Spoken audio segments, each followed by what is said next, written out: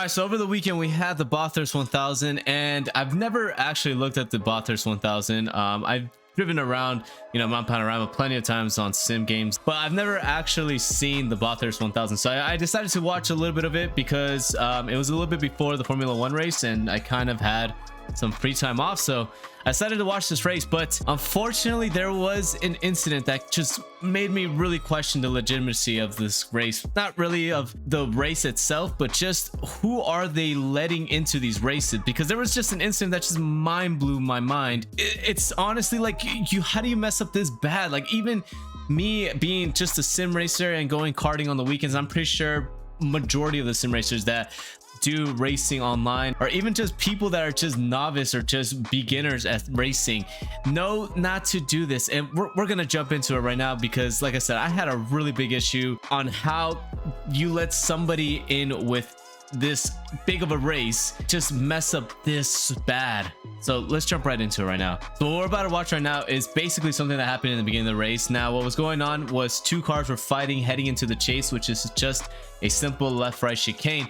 But if you miss it, you have a big runoff grass area. But unfortunately, I believe it has been raining before the race, so there's a lot of mud, a lot of slippery stuff that's going on in the grass. So if you get into the grass, you kind of don't want to try driving through it quickly. You want to gain control and make your way easy back onto the track. Now that's something that you normally are supposed to do, but unfortunately here with Zangara, I hope I said his name correctly, he just decided, and let's just gun it. I think we're gonna be able to make it onto the track. But look, this is exactly what happened. Just back on the track, takes out two cars. Could have taken out more cars. I have no idea what he was thinking. Like I said, even a person with just like the smallest IQ knows not to do this. So right there, you see he's locked it. He's off. Okay, just gotta have to accept the fact that you're going off. Minimize the amount of damage. It's still the beginning of the race. Yeah, you made contact on the side with the boost mobile car on the right hand side, but once you make contact like that, just try to do everything in your power to get back onto the track safely, because that can be repairable. And on top of that, there's gonna be other cars that are gonna be going off throughout the duration of the race. It's still the beginning of the race. Don't try to force something here that you don't need to, especially so early on the race. So he gets off onto the grass, and you could just see there's so much money. You already see there's other cars that have gone off onto the grass and even into the gravel trap, but he just stays on the throttle, doesn't even attempt to brake. And I mean, maybe he was thinking that he was gonna run into the barrier, so if he just stayed on the throttle and just wheeled his way out of the grass, he could avoid making contact with the barrier. But like right here, you gotta know, all right, I'm past that part, just get onto the brakes or something to avoid going all the way to the left. Like, poor those 5 cars on the left, poor them, they don't even know that he's trying to get back onto the track. I mean, they just probably saw him go off, except for maybe the back 2 cars right here. These 2 are probably just already expecting something to happen, just seeing how fast he's going through the grass. But then look at this. He hits this puddle of mud right here, probably gets a little bit of aquaplane. I guess if you can even call aquaplane, probably got some air there. And he just, yeah, there's nothing that's gonna happen here. He's trying to turn right. No possible chance that he was gonna make that. Even if he misses these cars, he's gonna head straight into the wall and maybe bounce back onto the racetrack. And then unfortunately for these 2 right here, just nowhere to go. You really can't.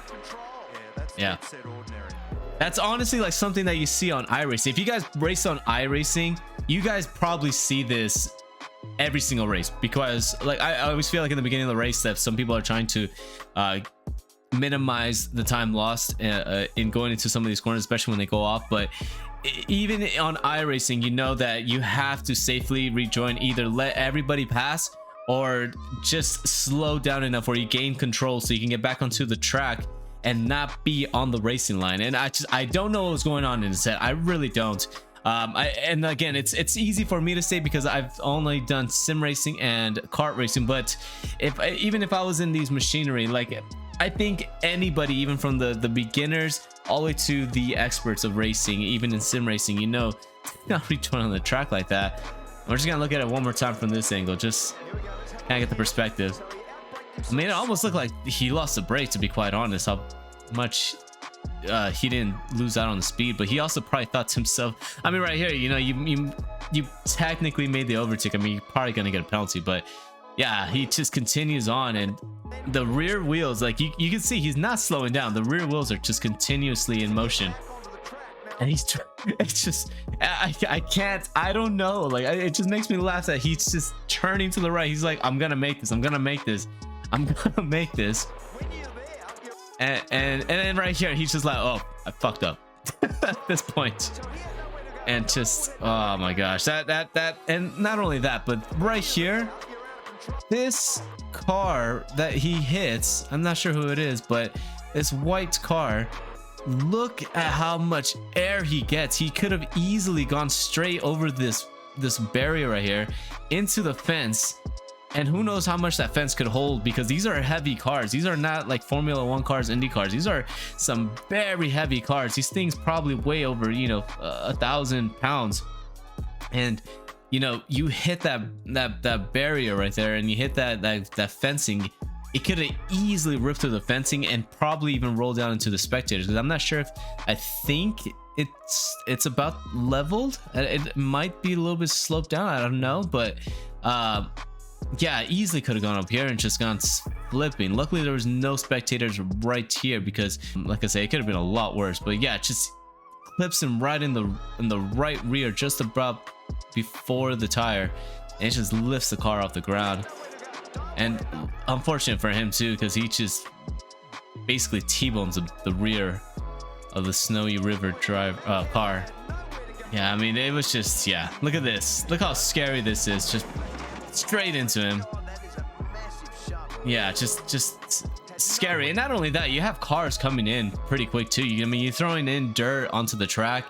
I'm pretty sure the cars behind were already kind of having issues just controlling themselves, because you get onto that dirt and it's really difficult to slow down, because it's just getting onto the wheel. You're basically just driving on I don't want to say ice, but it's just you're driving not on an actual tarmac surface. You're just driving through the dirt and some of the mud that got placed onto the track. So easily one of them could have lost control, smacked right into this driver, or even Zane, after coming back onto the track. So they got lucky that it wasn't even larger than that, because it could have been a pileup and more cars would have been taken out.